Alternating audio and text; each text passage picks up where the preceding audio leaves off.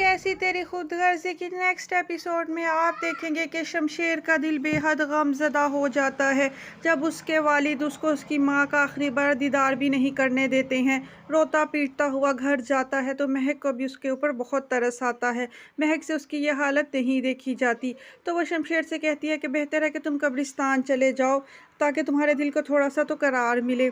जब वो कब्रिस्तान अपनी माँ की कब्र पर जाता है तो रो रो के उसका बुरा हाल हो जाता है। वो कहता है कि मैं इस गम और इस बोझ के साथ कैसे जी पाऊँगा कि मैं आखिरी वक़्त तक अपनी माँ को देख ही नहीं पाया। दूसरी तरफ महक के दिल में उसके लिए बेहद हमदर्दी पैदा हो जाती है। वो उसको समझाने की कोशिश करती है, ज़िंदगी और मौत पर किसी का क्या इख्तियार है, तुम्हारी माँ का यूं ही जाना लिखा था। मगर शमशेर को किसी तौर सुकून नहीं आ रहा। एक तरफ माँ का गम है तो दूसरी तरफ उसके घरेलू हालात हैं। उसको कहीं पर अच्छी जॉब ही नहीं मिल रही। चंद पैसों के पीछे वो जलील ख्वार हो रहा है और घर के अखराजात पूरे ही नहीं हो रहे। अब वो रह के उस वक़्त को पछताता है जब उसने अपनी मनमानियाँ की और इस खुदगर्ज़ी की भेंट उसने अपनी महक की ज़िंदगी को चढ़ा दिया।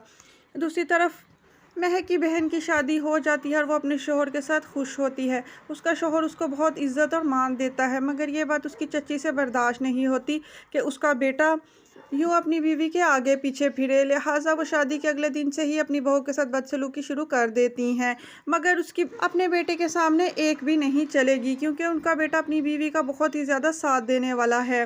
दूसरी तरफ बाबा साईं को इतना कुछ होने के बावजूद भी किसी तौर पर सुकून नहीं आ रहा है। वो अभी भी महक के इंतकाम की आग में जल ही रहे हैं। लिहाजा शेरू को जेल से छुड़वाने के बाद वो कहती है, तुम ये मत समझना कि मैं तुम्हें ज़िंदा छोड़ दूंगा।